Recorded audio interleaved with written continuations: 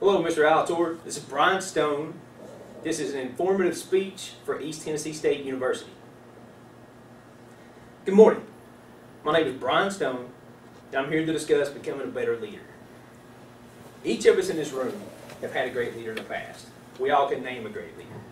We've also had leaders that we didn't respect or think of as great leaders. So what traits made someone a great leader? And what traits do we wish the leaders we didn't respect would have done differently, or traits they would have had? I believe we each know what we want in a great leader, but do we know how to become great leaders? What behaviors have you seen leaders do in the past that you would like to emulate? At the same time, what skills or traits do great leaders have that you wish you had? I've been an Altail leader for 5 years, had the honor of working for some great leaders. I believe each of us, when we think back to the great leaders, what made them great? When we think back to the leaders we didn't admire, what do we wish they would have done differently, or what skills do we wish they would have had to be better leaders? In order to define a great leader, I believe we need to look at different definitions of leadership, look at how leaders motivate their employees, and look at advice from experts in the field on how to become a better leader. So how do you define a great leader? Every source I've looked at has different definitions. I define leadership as the ability to influence others' thoughts and behaviors in order to drive a result. Don Clark, who's a retired training developer for the U.S. Army, defines leadership as a process by which a person influences others to accomplish an objective and directs organization in a way that makes it more cohesive and coherent. William Cohen in Provo magazine shares Peter Drucker's definition of leadership: lifting of a man's vision to higher heights, raising a performance to higher standards, building of man's personality beyond normal limitations. Don Clark shares a quote with us from the president of the University of Notre Dame, Theodore Hesburgh. The essence of leadership: you must have a vision. It has to be a vision that you articulate clearly and forcefully on every occasion. So now that we reviewed different definitions of leadership, let's look at how leaders motivate their employees.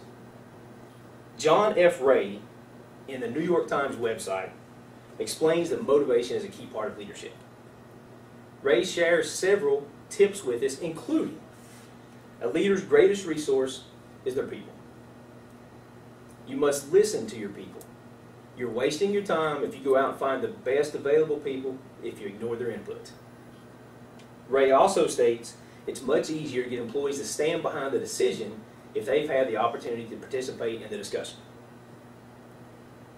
So we reviewed different definitions of leadership. We've looked at how leaders motivate their employees.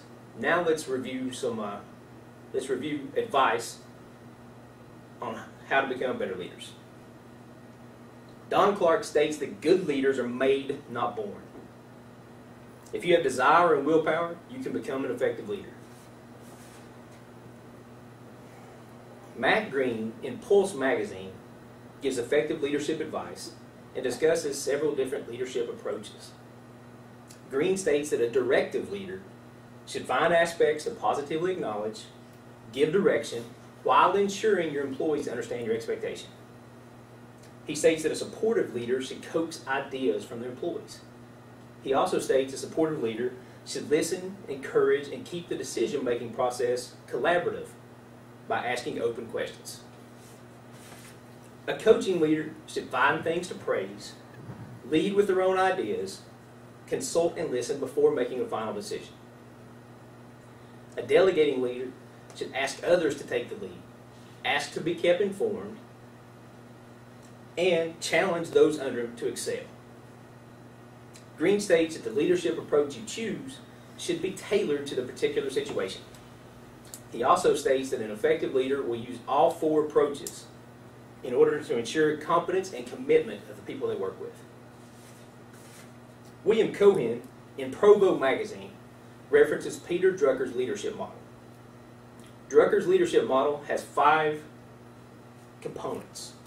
The first component is to build on the foundation of strategic planning. Drucker states strategic planning is about making decisions now to create a desired future. The second component is to establish the condition of business ethics and personal integrity. As Drucker believed, business ethics and personal integrity were key conditions of leadership effectiveness. The third component is to model military leadership. The Army develops more leaders than do all other institutions, according to Drucker. You should motivate in the correct way, and you should apply the marketing concept to leadership. Workers are partners that cannot be ordered, but rather should be persuaded. So we've reviewed different definitions of leadership, how leaders motivate their employees, and expert advice on becoming better leaders. I hope each of you better understand how to become better leaders, as each of us are impacted by leadership daily. Thank you for your time.